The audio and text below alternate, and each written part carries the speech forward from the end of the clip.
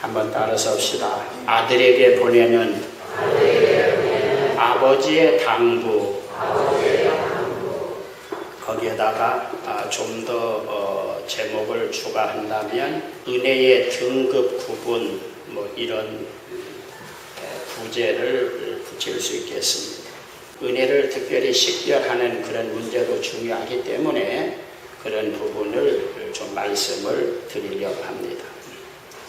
오늘 히브리서 12장을 봤는데 1절로 13절 바로 앞부분을 보면은 아버지라고 하는 단어가 3번 나오고 아들아 이런 단어가 6번 나옵니다.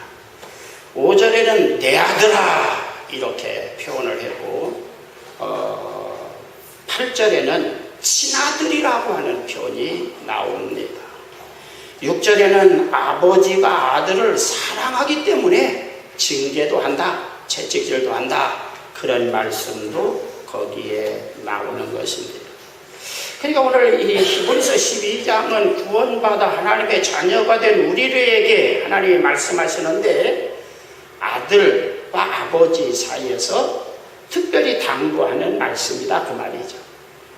때로는 우리를 책망하고 채찍질을 하시더라도 오늘 몇 절입니까? 6절 이렇게 보면 징계를 한다고 그렇게 말씀드리 7절에 보면 6절 7절에 설사 우리를 채찍질을 하신다고 하실지라도 그것은 우리를 사랑하기 때문에 아들이기 때문에 우중하고 채찍질을 하시는 것이지 아들이 아닌 남은 아니다는 것을 표현하고 있습니다. 이것은 하나님께서 아버지 하나님께서 우리가 한 명도 낙오되지 않고 구원받고 천국에 들어가기를 원하신다고 하는 그런 배경을 갈구하시는 말씀입니다. 14절은 이 화평과 거룩을 쫓으라 이것이 없이는 아무도 주를 보지 못한다 그랬는데 화평이라는 말만 사람들이 강조하면은 이 성경이 해석이 안 됩니다. 거룩이라고 하는 것은 하나님 수준의 깨끗함과 의로움을 이야기하는 것이고 화평이라는 것은 서로가 좋게 지내라는 말인데요. 도둑놈하고 거룩한 사람하고 함께 어떻게 같이 지낼 수 있겠습니까? 살인자와 아주 탐욕자와 아주 악한 사람과 거룩한 하나님의 백성이 화평할 수 있겠습니까? 그러면 거기에 대한 공통분 해답은 뭡니까? 거기에서 거룩함을 서로가 유지해서 화평함을 유지하도록 해라 이런 뜻이겠죠. 14절은 대강 설명을 했습니다. 15절에 이번 우리가 가지고 있는 이 번역에는 이 없도록 하고 않게 하며 없도록 하라 16절에도 없도록 하라. 그래서 거기 보면 하나님의 은혜에 이르지 못하는 자가 없도록 하고 거의 없도록 하고 또 쓴뿌리가 나서 괴롭게 하여 많은 사람이 이로 말미암아 더럽게 되지 않게 하며 그 다음에 16절의 끝에 없도록 살피라 이 부분이 번역이 조금 신경 쓰입니다. 그 전에 성경은 뭐라고 번역했느냐면 두려워하라 이렇게 번역됐습니다. 그러니까 그전 번역은 그전 성경은 하나님의 은혜에 이르지 못하는 자가 있을까 두려워하고 없도록 하라 그 말을 두려워하라고 그전에 번역했습니다. 그 다음에 되지 않게 하며 더럽게 되지 않게 하며 거기도 더럽게 될까 두려워하라 이렇게 번역이 됐단 말이죠. 근데 우리는 이 번역을 보통으로 생각하지만 어떻게 않게 하라 이렇게 번역하는 말하고 두려워하라고 하는 번역이 같은 단어를 번역했는데 그렇게 번역될 수 있을까? 우리는 그렇게 생각하는데 보통 이 종속적 속사입니다. 이 매라고 하는 단어를 썼습니다. 그러니까 앞뒤 관계를 살펴서 번역을 하도록 되어 있는 겁니다. 그러니까 그전 번역자는 앞뒤 관계를 살펴볼 때에 두려워해야 된다. 이렇게 번역을 해야 되고, 매를 요즘은 않게 하라. 조심하라. 그런 정도로 번역을 해도 괜찮겠다고 번역한 겁니다. 시대 정신이죠. 그런데 이 히브리서 12장은 이미 구원받은 하나님의 자녀, 교회 다니는 사람이 지옥 갈 수 있다. 그런 배경을 깔고 너는 구원받았다고 생각하지만 착각하지 말아라. 너 지옥 갈 수 있다. 두려워해야 된다. 이런 배경을 가지고 있단 말이죠.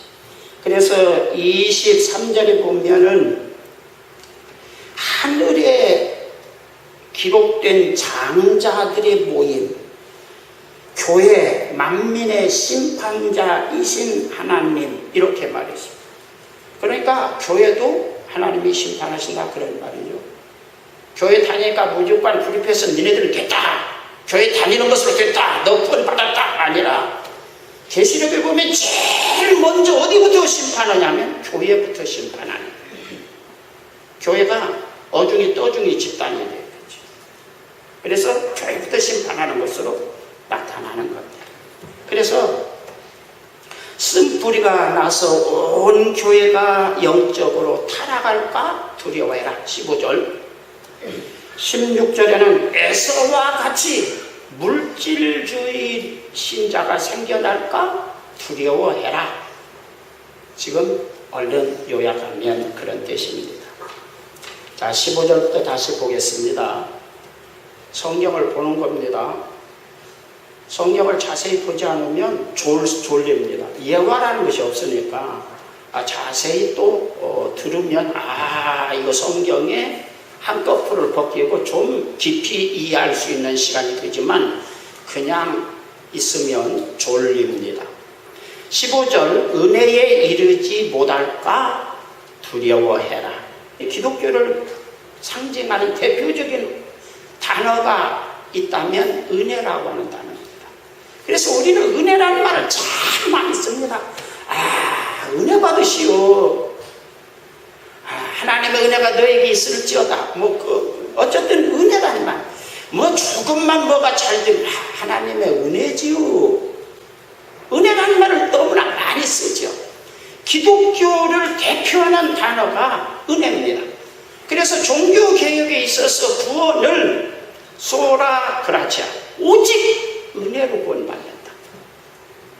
어떤 행위로 그냥 막 기도 많이 하고 막 헌금 많이 하고 뭐 예배를 잘 드리고 충성 많이 하고 성경을 잘 지키고 그것으로 구원받는다. 그것은 구약입니다. 천주교에서 강조한 겁니다. 천주교가 타락했을 때 강조한 겁니다. 원래 기독교는 그렇게 되지 않았다는 겁니다.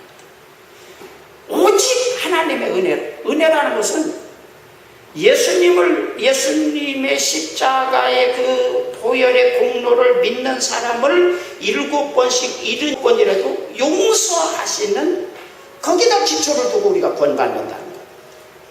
그래서 탕자의 비유를 말씀하는 겁니다. 성경에 나오는 아주 그냥 더러운 놈, 이게 창기와 함께 아버지 재산을 다 들어먹었다. 그러니까 이게 사람이 놀아도 지저분하게 더럽게 놀았단 말이죠. 그냥 이 여자 저 여자 그냥 술집 여자 막 이렇게 해가지고 그 많은 돈을 다 없앴다. 아주 지저분한 놈이죠. 그런 놈이라도 아버지가 용서해서 아들의 자격을 다시 부여하고 구원받게 한다. 그런 내용으로 성경은 되어 있고 그것을 은혜로 구원받는다고 말합니다.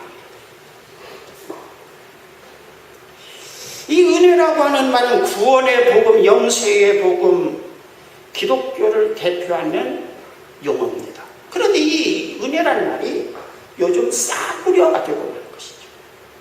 그래서 2차 대전 때 독일의 그 대항한 나치에게 대항하다가 순교한 보네포 목사 같은 사람은 현대 기독교는 싸구려 기독교다. 이 싸구려 복음. 정말로 오늘은요, 보네포 시대, 독일 그 시대의 이 싸구려 복음이 요즘은 더 싸구려 복음, 아주 그냥 헐갑의 복음이 되고 마는 것이죠. 갈라디아서 2장 21절을 보면 내가 하나님의 은혜를 패하지 아니하노니 만일 의롭게 되는 것이 율법으로 말미암으면 그리스도께서 헛되이 죽으셨느니라. 아마 며칠 전 수요 예배 때 아마 이 말씀을 잠깐 드렸던 것 같습니다. 복음을 가장 강조하고 있는 성경이 갈라디아서인데요. 그 갈라디아서에서 하나님의 은혜를 패하지 아니한다. 나는 하나님의 은혜를 패하지 않는다. 그리고 내가 만약에 율법을 지킴으로 의롭게 된다. 우리가 하나님 말씀을 막 지킴으로 우리가 막 의롭게 되고 축복도 받고 막 그런 이야기를 막 하잖아요. 그것을 강조하는 것은 예수님의 십자가의 죽으심을 헛되게 만드는 것이다. 그리스도의 은혜를, 기독교의 은혜를 폐지하는 것이다. 이렇게 말했습니다. 여기에서 이 패한다고 하는 말, 아레페오라고 하는 단어를 썼습니다. 이 패한다는 말, 회기 처분한다, 권력을 파기하다, 질서를 뒤엎다, 지불을 거부하다, 무효화시킨다, 이런 뜻인데요. 이런 뜻으로 단어를 번역합니다. 그런데 그 구조를 보면 이 티테미라고 하는 단어에다 R을 붙인 겁니다. 티테미라는 말은 배치하다, 그러니까 고정시키다. 그러니까 야, 이건 네 자리야. 누가 뭐라 그래도 너 이 자리 포기하면 안 돼. 이건 네 자리야. 이렇게 하나님이 정해준 자리입니다. 이게 티테미입니다. 다시 말하면 아버지의 자리, 자식이 아무리 성공하고 뭐 대통령이 되고 장군이 됐다고 할지라도 아버지의 자리는 아버지입니다. 아들이 대통령이 되고 아버지가 농부를 하고 할지라도 아버지가 손자가 되는 것은 아닙니다. 여전히 아버지의 위치에서 야, 경수야, 이렇게 말하지. 자기 아들에게 아이고 경수님, 할아버지, 아버지, 자기 아들이 대통령 돼도 할아버지가 되거나 이렇게 되지 않는다. 고정된, 하나님이 배치해놨다. 고정된 자리입니다. 거기에다가 R을 붙이는다. 아니다. 절대 부정을 강조하는 R을 붙인 겁니다. 그러니까 이 말은 무슨 말입니까? 하나님이 정해놓은, 딱 고정해놓은 너는 아버지의 자리, 아버지다. 그런데 너는 아버지 아니다. 이렇게 말하는 겁니다. 내가 대통령인데 네가 누가 무슨 아버지야? 너는 아버지도 아니야. 이렇게 말하는 내용이 되는 것입니다. 그러니까 이 패한다는 말은 뭡니까? 반란 자가 왕의 자리는 왕의 멱살 끌어내리면서 너는 이제부터 왕 아니야. 끌어내리는 것입니다. 그러면 이 성경 내용으로 들어가면 은혜를 어떻게 한다는 겁니까? 은혜의 멱살을 갖고 너는 이제 은혜도 아니야. 너는 별것 아니야. 내려와. 그리고 율법을 강조한다는 겁니다. 행함이 중하다는 겁니다. 행이 어렵다는 겁니다. 주일도 지키고 기도도 많이 하고 헌금도 많이 해야 되는 거지. 무슨 그런 것도 안 하면 무슨 구원받아서 하나님의 은혜고 뭐고 내려와. 그런데 그 패한다는 말은 뭐냐? 하나님이 고정시켜놓은 자리에 딱 배치해놓은 것을 멱살을 잡아서 끄집어 내린다. 이 바울 사도는 뭐라고 말합니까? 나는 하나님께서 지정해놓은 그 은혜의 왕좌를 훼손하지 않는다. 나도 사람들이 인간의 종교심은 선하게 살고 그렇게 살고 막 교회도 헌금도 많이 하고 막 그러면 훌륭한 신자다. 이건 일반 종교가 말하는 것이고 기독교의 복음은 그런 것이 아니다. 만약에 그런 것을 강조하면 그것은 은혜의 복음을 멱살 잡아서 끄집어 내리는 것이다. 이거 얼마나 나쁜 일이냐, 큰 일이냐. 지금 그렇게 표현합니다. 거기 보면 헛되단 말도 그렇습니다. 갈라디아서 2장 지금 그 설명하는 겁니다. 헛되다. 예수님의 죽으심이 헛되다. 십자가의 죽으심이 헛되게 만든 것이다.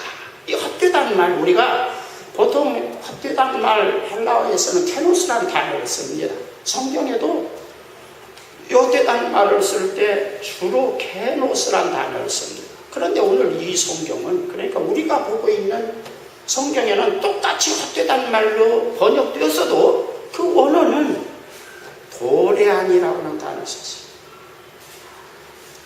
헛되다는 것, 소위 텅텅 비었다, 공탕이다고 하는 케노스란 단어를 쓴 게 아니고 도래아니라는 단어를 썼어요. 이 도래아니라는 말은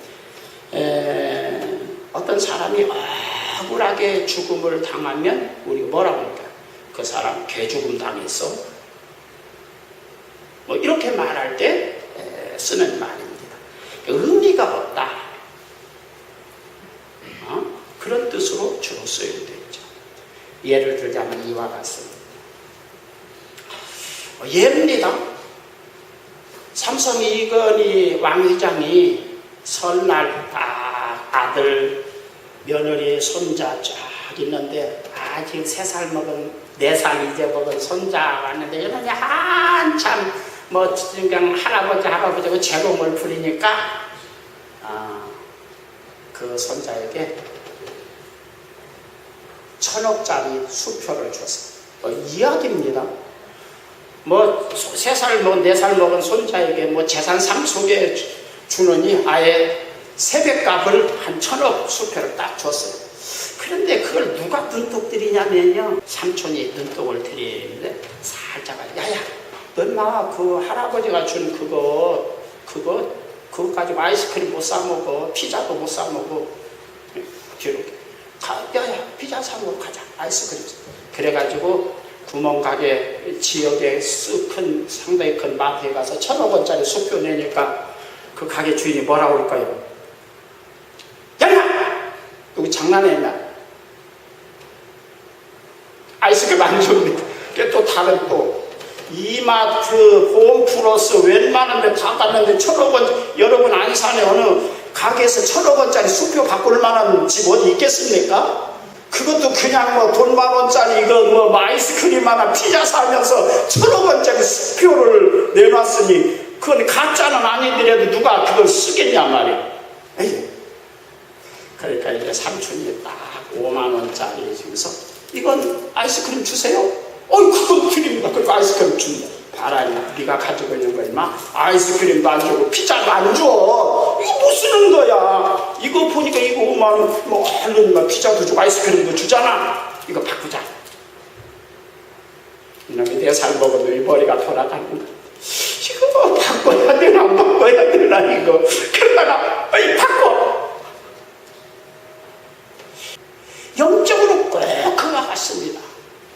구원의 은혜, 우리가 예수님을 믿고 죄사함 받고 구원받고 영생을 얻은 은혜를 1,000억 원짜리 수표와 같다면 그보다 더 귀한 것이지만 우리가 이 세상에서 사는 물질의 축복이나 병고침이나 이런 은혜들은 우리가 은혜라고 거기다 붙였지만 초대교회에서는 거기다 은혜, 뭐 물질의 축복받자 그 은혜다 이런 표현을 하지 않습니다. 초대교회에서는. 그런데 기독교가 발전해 가면서 이제 쭉 2000년 동안 지으면서 그것도 하나님의 은혜다. 또 생각해보니까 하나님의 은혜 아닌 것도 아니야. 그래가지고 은혜가 분명히 들어버린 거예요. 그래서 정말 은혜는 다 똑같은 은혜인 줄 알아요. 1,000억 원짜리 수표에 해당하는 은혜하고 10,000원짜리에 해당하는 은혜하고를 구분하지 못합니다. 그래서 은혜의 질을 떨어뜨린 거예요. 은혜의 등급 구분을 지금 못하고 있는 거예요. 그래서 그 이야기를 지금 하는 겁니다. 그래서 은혜에 충동이 든게 계속해서 이걸 들으면 마비 현상이 일어나는 거예요.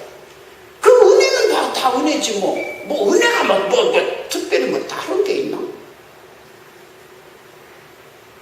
그런 어떤 현상이 일어나서 은혜의 어떤 중독 현상이 일어나서 마비 현상이 일어나서 그냥 보통으로 생각하는 그런 현상이 일어날까 너희들은 두려워해라.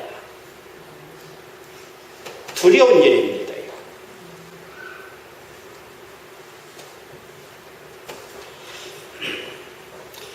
은혜라고 다 같은 은혜가 아니다 이겁니다. 등급이 있다는 것. 원래 기독교에서 성경에서 신학성에서 사용된 은혜라고 하는 단어는 90% 이상 99% 대다수가 예수님을 믿고 구원받는 데 사용하는 단어입니다. 소라 그라치아 오직 은혜로 라고 그냥 말했지만 이것은 구원과 영생을 얻는데 오직 은혜로 구원받는다고 하는 것을 표현한 것이지 무슨 은혜로 뭐 사업해야지 은혜 그것을 지금 이야기하고 있는 건 아닙니다. 그런데 우리는 2000년 동안 내려오면서 우리는 하늘나라 영생의 구원은 이게 손에 쥐어지는 것도 아니고 그리고 늘 생활 속에서 부딪히는 물질의 문제나 병고침의 문제나 이런 것하고 씨름하다 보니까 은혜라는 말이 지금 아주 말하면 싸구려가 되고 말았다. 그것을 우리가 이해를 해야 되겠습니다. 또 보십시오. 수표가 어떤 인격이 있다면 1000억 원짜리 수표를 5만 원짜리하고 딱 자기 삼촌하고 바꿔먹었어요. 그 수표가 인격이 있다면 뭐라고 할까요? 이런 또라이 같은 새끼. 아니 글쎄 나를 1000억 원짜리 나를 5만 원짜리만도 못해서 바꿔먹었. 너 같은 자식은 1000억 원짜리 수표를 가질 자기가 없어 이 자식아. 수표가 그러지 않겠습니까? 수표가 인격이 있다면 그러겠어요? 그러지 않겠어요?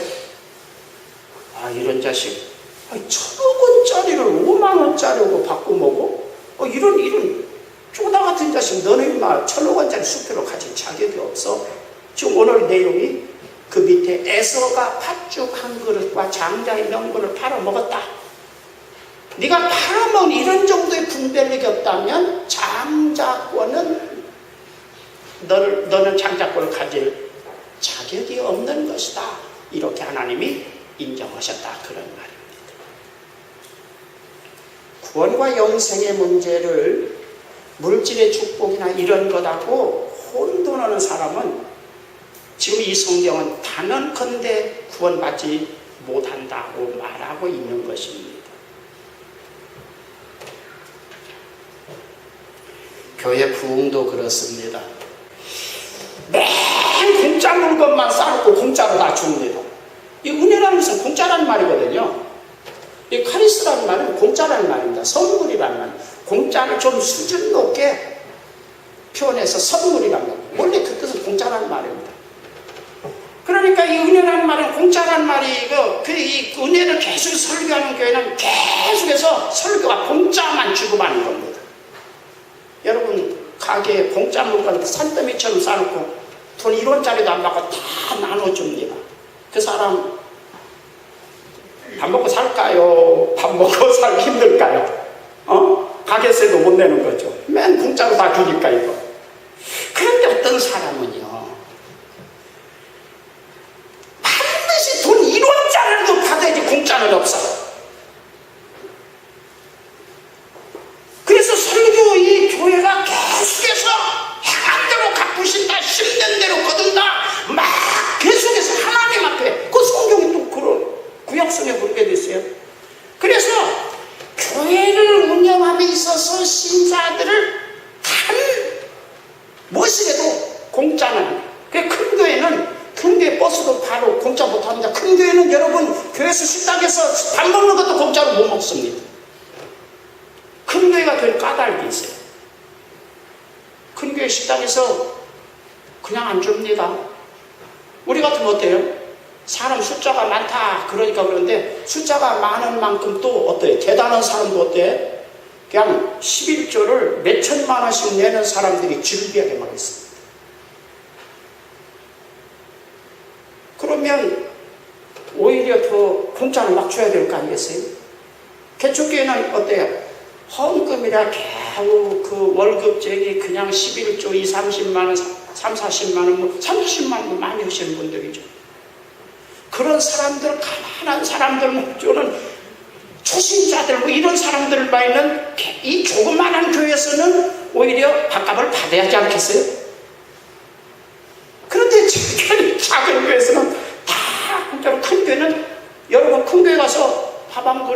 그냥 못 먹습니다. 반드시 돈 내야 됩니다. 교회 차도 공짜로 타는 버스 없어요. 그 앞에다 뭐냐면은 헌금이라고 썼어요. 은혜롭게 알아서 헌금하십시오. 그런데요, 보통 버스 타면은 뭐 돈 몇백 원, 돈 1,000원 이렇게 되지만 거기 담대하게 그냥 버스 요금 그런 정도 내는 사람 한 명도 없습니다. 이것이 현실이다. 그 교회는 공짜 품목만 취급하는, 복음만을 전문으로 취급하는 공짜 품목만 취급하는 교회와 단돈 1원이라도 반드시 11조 주일원금, 성경금, 구제, 충성, 봉사 계속해서 강조해서 그냥은 나 두꺼운 사람 아니고는 감히 그 교회에 다닐 수도 없을 만큼 그런 구조로 만든 교회하고, 어떤 교회가 막 부자, 막 여유가 있고 막 풍성하고 막 그렇게 될 것 같습니까? 이러한 차이를 지금 가지고 있는 거예요. 그런데요, 다시 물어봅니다. 그러면 둘 중에 어느 교회가 복음에 맞는 겁니까? 공짜만 계속해서 구원과 영생과 은혜를 계속해서 공짜로 강조하는 그 교회하고 계속해서 무엇인가 대가집을 한다, 심어야 된다, 행해야 된다, 이걸 강조하는 교회하고 어떤 것이 복음의 본질에 맞느냐 그 말이죠. 여러분 어떻게 생각합니까? 이 두 모순 속에 지금 교회는 있는 것입니다.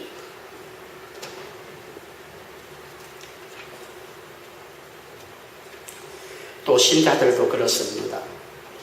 육을 가지고 이 세상에서 지금 우리가 살고 있어요. 이게 만만하지 않아요. 신자들끼리만 모여서 살면 괜찮겠어요. 그래도 문제지. 그 중에 또 막 그냥 머리가 도 예수님 제자 중에도 예수님이 내가 오늘 십자가에 못 박혀 죽는다고 해도 그들 지네들끼리 누가 크냐, 누가 머리가 되냐, 그냥 머리 다툼을 지금 하고 있는, 그게 인간이니까. 그런데 신자들이 다 세상에서 믿지 않는 사람들 틈바구니에서 삽니다. 직장에 가면은 그냥 수단과 방법을 가리지 않고 그냥 승진이 빠른 사람이 있고, 믿음을 지키고 거룩함을 지키려고 하다가 세상으로 말하면 얌전 빼려다고 하다가 계속해서 그냥 승진이고 그냥 뒤처져지는 사람. 그러면 어때요? 여러분 열이 어떻게 받아 안 받아? 이거 막 열 받는 거예요. 그 다음에 또요, 동창회에 갔더니요, 또 어떤 놈은 그냥 한 명품 가방을 600만원짜리, 1000만원짜리 가방을 들고 왔다고 그러는데 나는 싸구려 2만원짜리 지금 가방 들고 갔는데 이건 쪽팔려가지고 이걸 들어야 되나, 어디다 버려야 되나, 이런 분위기 속에서 지금 산단 말이죠. 또 애들 키우는데요, 옆집 아이는 미술 학원이다, 피아노 학원이다, 영어 학원이다, 막 보내서 그냥 공부를 잘했느니 상을 타니 어쩌고 그러는데, 이거 그런 어떤 경쟁 속에 우리가 내몰려서 살다 보니까 눈에 보이는 현실에 자꾸 우리가 집착하게 되고, 눈에 안 보이는 먼 하늘나라, 죽은 타운이죠, 얼른 그 나라의 영생이나 구원의 문제는 저 뒤로 물러가 버리는 그런 현실이 우리 앞에 있는 겁니다. 그러면 교회는 어떻게 해야 됩니까? 설교자는 그것을 다 잡는, 오늘 본문이 그걸 다 잡는 겁니다. 그걸 다 잡는, 그래서 안 된다, 미혹받지 말아라, 유혹받지 말아라. 그래서 미혹이나 유혹이라는 말 많이 쓰는 겁니다. 미혹되지 말아야 된다, 유혹받지 말아야 된다. 너희들 세상의 그 꼬임에 흔들리지 않아야 된다. 갈라디아서 3장에 보면 어리석도다, 그리스도께서 십자가에 죽으신 것이 너희 눈앞에 밝히 보이거늘 누가 너희를 꾀더냐? 꾀어도 중심을 딱 잡고 흔들리지 않도록 해야 됩니다. 흔들리는 사람에게 목사는 어떻게 해야 되겠습니까? 설교를 통해서 이건 이것이고 이것은 저것이니까 흔들리면 안 된다, 미혹받으면 안 된다, 그런 설교를 해야 되는데요, 그런 설교가 그렇게 되는 것이 아니라 이제 성경을 한입 와서 그래도 되는 것처럼 성경을 가지고 얼버무리는 것입니다. 어떻게 보면 복음 설교와 마귀의 논리를 그대로 카피한 것이죠. 그래서 오늘 여기에 보면은 예설을, 지금 구약의 예설을 지금 예화로 든 겁니다. 그러니까 그 시범 조교로 끌어들여서 지금 말씀하는 겁니다. 배가 몹시 고프답니다. 사냥에서 막 산으로 들로 막 뛰어다니다가 지금 돌아왔는데 에서가 배가 몹시 고프다 이거죠. 근데 막 보니까 지금 막 쌍둥이 동생인 야곱이 지금 팥죽을 끓이고 있는데 막 팥죽 끓는 소리가 보글보글 폭폭 솟는데 말이죠. 그 팥 냄새가 배고플 때는 얼마나 막 속이 막 뒤집힐 정도로 팥 끓는 냄새가 막 구수하게 난단 말이에요. 야야야, 그 끓는 거 빨리 좀 놔. 좀 퍼다. 그러니까 야곱이라는 놈이 둥글둥글 나더러 형이라고 부르면 내가 주지. 여러분 여기에서 장자의 명분을 팔면 그렇게 표현했지만, 그렇게 정색하고 말할 수도 있지만 내 생각에는 나를 형이라고 부르면 내가 주지. 그러면 안 줘. 야, 너보다 쌍둥이야. 불과 10분 20분 차이만 났는데 네가 형이면 어떻고 내가 동생이면 어떠냐. 자, 형 한 그릇 주세요. 빨리 줘, 형. 그것을 하나님은 장자의 명분을 농담이라도 아주 그 소홀히 생각하고 가볍게 여기고 농담이라도 그런 말을 했다. 그것을 하나님은 기뻐하지 않으셔서 그것을 딱 고정했다. 그리고 에서가 그 다음에 정신 차려가지고 이제 배가 부른 다음에는 이제 제정신이 났을 거 아니에요. 이제는 내가 형이다. 그런데 뭐 니네들끼리는 어떻게 되든 간에 하나님은 에서의 그 망령된 장자권에 대한 경외를 여기는 것을 고정하셨다. 그래서 그 다음에 회개, 막 눈물로 회개해도 그것을 회복시켜 주시지 않았다. 이렇게 성경을 기록한 것입니다. 그것은 구원의 문제를 지금 설명하면서 말씀하신 겁니다. 우리가 신앙생활할 때 눈에 보이는 이 물질의 문제나 성공의 문제나 세상 사람들 속에서 어떤 경쟁의 문제, 이 문제에 자꾸 열받아가지고 막 스트레스 쌓여서 이런 속에서 자칫 잘못하면 에서처럼 우리가 처신하기 쉬운데, 단 한순간이라도 빈말이라도 농담이라도 구원이나 영생의 문제를 소홀히 생각하는 자는 그 다음에 회개에도 회개가 용납되지 않는다. 이렇게 지금 이 성경은 말씀하고 있는 겁니다. 15절을 다시 봅니다. 거기 보면 은혜에 이르지 못할까 두려워하라. 이르지 못한다. 이르지 못할까. 히스테레오.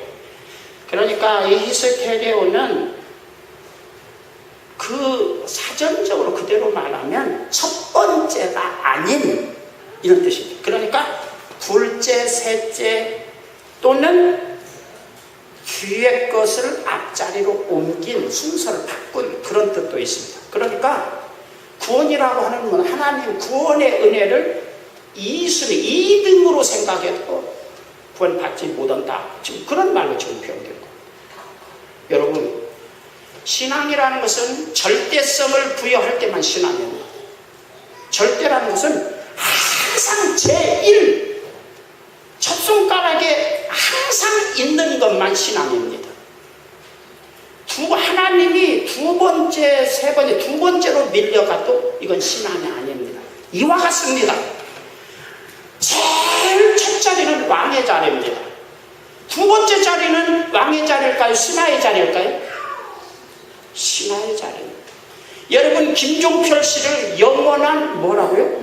2인자라고 그래요? 항상 2인자 둘째 자리에 있어도 이건 왕이 아니고 신하입니다. 들러리 쓰는 사람입니다. 왕만이 자기의 주권을 가지고 행사합니다. 고대. 그래서 2등도 하나님을 제2순위로 불려도 이건 신앙이 아니다. 우상숭배다. 은혜라고 하는 것을, 구원의 은혜를 제2순위로 물리쳐도 이 사람은 구원받기에 합당하지 않다고 지금 오늘은 이야기하는 거예요. 이건 초대교회의 강경한 이야기입니다. 요즘 우리들이 이런 설교를 안 하잖아요. 이 성경 본문 이야기를 잘 안 해요. 이건 굉장히 심각한 이야기예요. 영성에 있어서 가장 중요한, 꼭 신자들이 알아야 될 중요한 영성입니다. 구원의 은혜, 영생의 은혜, 하늘나라의 소망, 이런 중요한 복음의 핵심이 여러분의 마음속에 제1왕자리에 항상 자리하고 있도록 여러분들이 배려하고 챙기기를 주의 이름으로 축원합니다. 이번 성경에는 15절에 너희는 돌아보아가 빠졌습니다. 원래 그전 성경에는 히브리서 12장 15절에 너희는 돌아보아가 앞에 있거든요.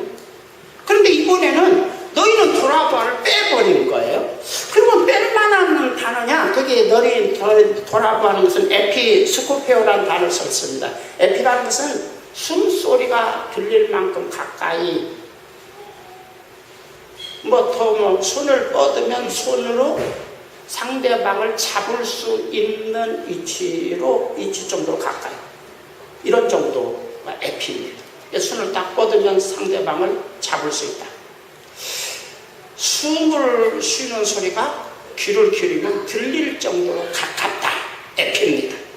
그 에피라고는 접두어를 쓰고 그 뒤에 스코페오라는 단어를 붙였습니다.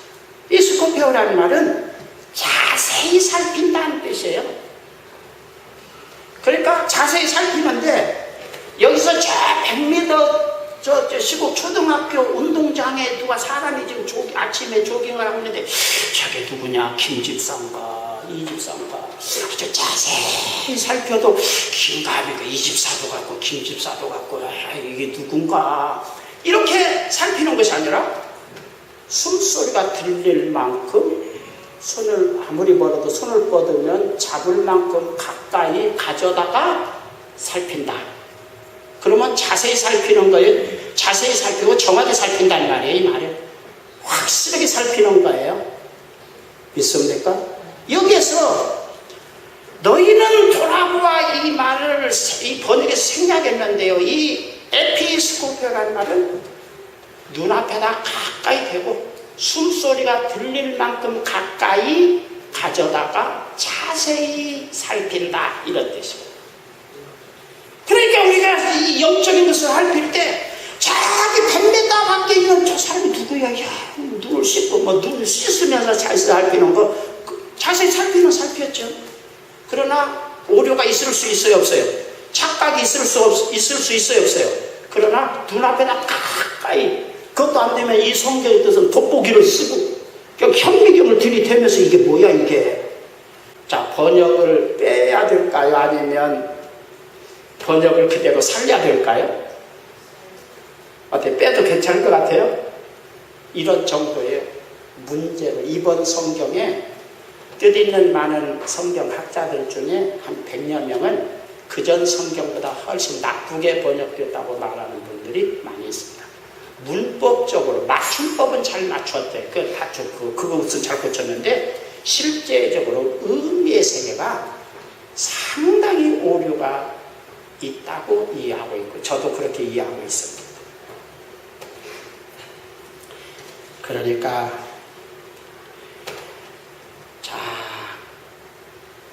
네 심령을 살피라는 것이죠. 이 은혜, 구원의 은혜, 영생의 은혜가 항상 내 마음의 왕자리에 있는가를 살펴라. 네 심령을 살펴라. 그 다음에 두 번째는 교회 설교자들의 설교를 살피라는 뜻도 있습니다. 지금 이것은 교회에 대한 이야기입니다. 원래는 너희 중에 이렇게 말해서 너 자신을 살피라, 그런 뜻보다는 사실은 교회 회중을 지금 이야기하고 있는 겁니다. 그래서 너희 교회 신자들을 살펴라. 너희 교회 분위기를 살펴라. 너희 교회 목사의 설교를 살펴라. 그런 뜻으로 이 성경은 기록되는 것입니다.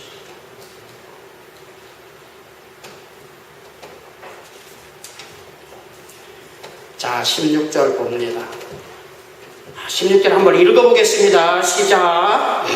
음행하는 자와 혹 한 그릇 음식을 위하여 장자의 명분을 판 에서와 같이 망령된 자가 없도록 살피라. 거기 보면 음행이라는 말, 포르노라는 말 여러분, 포르노 영화 그런 포르노 요즘 야동 그것을 지금 음행이라고 표현을 한 것이죠. 그런데 고대에는 이 초기 기독교인들은 믿음을 지키려고 도망다니다 보니까 너무나 먹을 것이 궁색해서 몸을 팔아서 말하자면 의식주를 해결하는 사람도 없지 않아 있었다고 이해됩니다. 그래서 음행 이야기를 하는 겁니다. 이 포르노스라는 말은 사실은 팔다라고 하는 말인 겁니다. 헬라에서는 팔다. 뭘 팔아요? 자기가 가지고 있는 가장 좋은 미천을 판다. 그래서 이 포르노스, 음행이라는 말로 번역을 하고 원래는 판다. 그 다음에 오늘 한 그릇 식물을 위하여 장작권을 판 에서, 거기 팔단 말은 또 다른 단어를 썼습니다. 포르노스라는 말도 이 판단 말에서 나왔는데요. 이 아포디도미라고 하는 단어를 썼습니다. 아포는 잘라내는 겁니다. 딱 분리시키는 겁니다. 디도미는 양도하다, 내주다, 매매한다, 판다, 주고받는다 이겁니다. 보십시오. 여러분 시장에 가서 배추 한 달을 삽니다. 나는 돈을 2,000원을 주고, 요즘 2,000원 더가 한 5,000원을 주고 배추 하나를 샀습니다. 그러면 나는 뭘 내줬어요? 돈을 내주고, 저 사람이 가지고 있는 뭘 내가 가졌어요? 배추를 내가 가졌어요. 그러니까 매매. 내 것을 내주고 다른 것을 내 것으로 만든다. 주고받는다. 그럴 때 아포디도미, 내가 가지고 있는 것을 딱 잘라서 내주고 상대방 가지고 있는 것을 가져온다. 그래서 아포디도미라. 그러니까 여기서 보시면 에서는 뭘 딱 잘라서 줬어요? 장작권을 딱 잘라서 주고, 네가 가지고 있는 물질 팥죽 나 줘. 이게 요즘 우리 지금 이야기하고 있는 것입니다.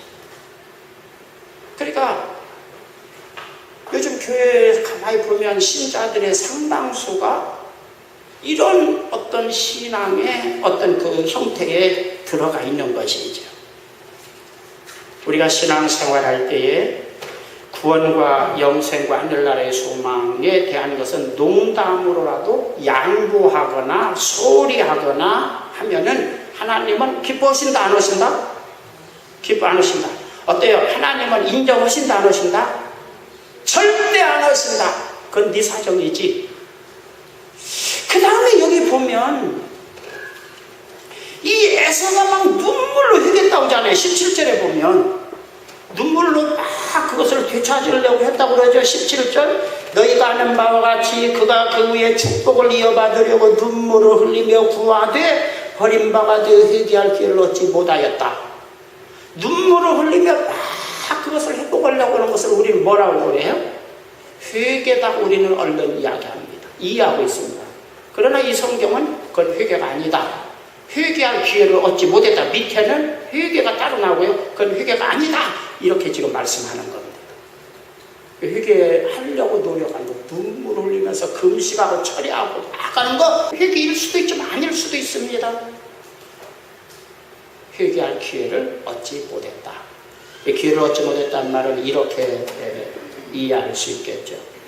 어떤 사람은 제대로 하나님이 인정하시는 회개 속에 들어가서 구원이 회복되고 영생이 회복되어야 되는데, 구원과 영생을 회복시킬 만한 회개할 기회를 얻으려고 계속 노력을 하는데 그 기회를 주지 않아서 어떤 사람은 회개할 기회도 없이 그냥 극단적으로 말하면 교통사고 나서 그냥 급사해서 죽었다 이렇게 말하죠. 어떤 사람은 암병이 걸려가지고 그냥 너무나 너무나 괴로워서 회개는 뒤로 물러가고서 그냥 너무나 괴로우니까 아이고 내 병 뭐 거기에만 집착하다가 구원과 영생은 있는 회개를 하지도 못하고 죽어버렸다. 또 어떤 사람은 복잡한 일이 너무나 생겨가지고 그냥 그 복잡한 일에 신경 쓰고 그것에 그냥 그 속에서 허우적거리다가 정작 회개해야지 구원 얻을 만한 회개도 하지 못하고 교회나 다니다가 죽어버렸다. 또 어떤 경우는 나중에 내가 나중에 돈 좀 더 벌어놓고 애 좀 더 키워놓고 계속 미루다가 덜컥 죽어버렸다. 뭐 이런 예를 이 성경은 지금 우리에게 보여주고 있는 거예요. 예수님을 믿는 것은 구원의 은혜를 얻기 위함입니다. 예수님을 믿는 것은 이 세상에서 잠깐 살다가 영원한 천국에 들어가기 위함이다. 그게 제일 은혜입니다. 그 은혜를 뒷자리로 밀어내는 것은 하나님 기뻐하시지 않고 그런 사람은 절대로 회개할 기회도 주시지 않는다. 이러한 엄한 말로 표현되어 있습니다. 성경을 우리는 누구든지 주의 이름을 부르는 자는 구원받습니다. 이런 내용하고 지금 오늘 이 분위기의 내용하고는 어떻습니까? 이거 잘 이해해야 됩니다. 누구든지 주의 이름을 부르면 구원받는다. 그 말은 이제 초신자 눈높이에 맞춰서 뭔가 기대감을 걷기 위해서고 신앙의 본질에 들어가면 만만한 것이 아니라는 것을 이해하시기 바랍니다. 자, 얻지 못했다. 그 말 거기 보면 17절에 얻지 못했다. 그 말씀이 나오죠. 회개할 기회를 얻지 못했다. 그 말도 굉장히 헬라어의 그 본 단어는 생각해 볼 필요가 있습니다. 이 휴리스코란 단어는 기회가 눈에 보이지 않는다. 그 말입니다. 눈에 안 보이면 어때요? 기회가 눈에 안 보인다. 기회가 없는 게 아니라 자기 눈에 안 보인다. 이런 거 있잖아요. 저도 가끔가다 그래요. 손에다 들고 찾는 겁니다. 그런 경험 있습니까? 없습니까? 어분에게 3년 찾는다 그런 사람도 있잖아요. 손에 들고 뭘 찾는데요. 지 손에 들고 이게 어디로 갔어? 뭐 계속해서 지 손을 안 보고 계속해서 책상이니 서랍이니 뭐 장롱이니 뭐 그냥 한나절 서너 시간씩 계속해서 찾습니다. 그래도 없으니까 이거 꼭 필요한 것이거든. 그러니까 장롱 옮기느라고 손에 쥔 거 장롱 옮기들 어떻게 했을까?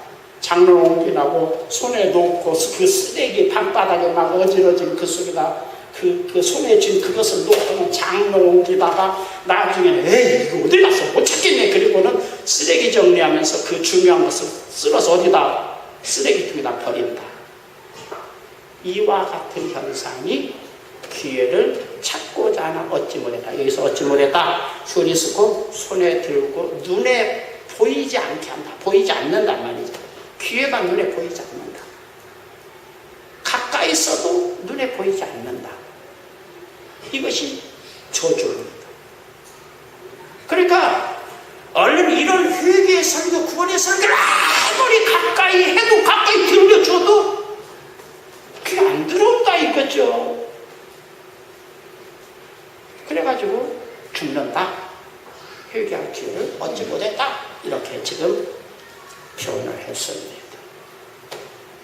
더 중요한 것은 뭡니까? 내가 막 찾고 막 이것도 굉장히 중요하지만 오늘 성경에 보십시오. 17절 다시 봅니다. 너희가 아는 바와 같이 그가 그 후에 축복을 이어받으려고 눈물을 흘리며 구하되 버린 바가 되어. 그러니까 내가 막 회개하고 막 찾고 막 열심히 하는 것에다 우리는 중요함을 의미를 부여하는데 이 성경은 하나님이 구원받지 못하도록 작정하셨다. 이게 더 중요하다는 것이죠. 오늘 성경은 하나님께서 아예 그렇게 하시겠다고 정해버렸다. 에서 같은 놈은 구원 안 된다. 이렇게 정해버렸다. 이것이 중요한 뜻이다 이거죠. 우리는 인본주의적인 자꾸 그런 설교를 익숙해지다 보니까 그래도 하나님, 그런데 여기에서는 이렇게 해도 안 되는 것은 내가 그렇게 정했다. 구원 구원을 내가 줄 수 없다 이렇게 정해버렸다고 전달했습니다. 아주 무서운 단어입니다. 오늘 구원의 은혜, 영생의 은혜를 내 인생의 가장 중요한 마음의 왕자에 자리하도록 하고, 다른 은혜, 물질, 축복이나 성공이나 그것은 이 둘째, 셋째, 넷째로 밀쳐내서 자리 배회를 좀 하시기를 바랍니다. 따라서 합시다. 자리 배치를 오늘 좀 합시다. 주의 은혜와 사랑을 감사합니다.